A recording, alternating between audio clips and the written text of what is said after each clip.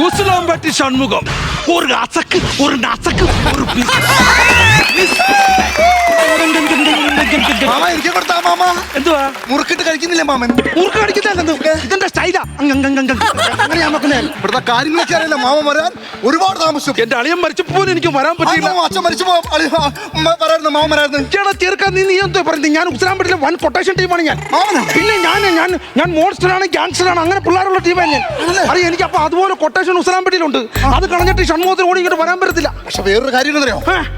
ഇവിടെ എല്ലാരും പറയുന്നത് മാമൻ അവിടെ തമിഴ്നാട്ടില് ശവത്തിന്റെ മുമ്പിൽ തുള്ളുന്ന ജോലി.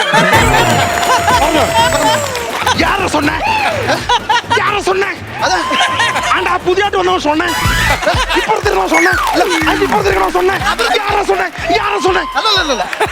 നീ ഉദ്ദേശിക്കുന്ന മറ്റേ ശവത്തിന്റെ ഫ്രണ്ടിൽ കിടന്നിങ്ങനെ അതല്ലേ? അതെനിക്കറിയാൻ വയ്യ. എനിക്കറിയാൻ വയ്യ. പിന്നെ ഞാനെങ്ങനെ ചെയ്യും? പിന്നെ ഞാൻ പിന്നെ ശവത്തിന്റെ ടീമിന്റെ കൂടെ പോകും. ഞാൻ പോയിട്ട് അവരവിടെ കൊണ്ടുചെന്ന് അടക്കാൻ നേരത്തെ ഈ ബന്ധുക്കളൊക്കെ ഇങ്ങനെ പിരിഞ്ഞു പോകും. അതുവരെ ഞാൻ അവിടെ നിൽക്കും. ഞാൻ അത് ആ ശവത്തിന്റെ മുഖത്തിരിക്കുന്ന കുളി ഗ്ലാസ് അടി മാറ്റാൻ.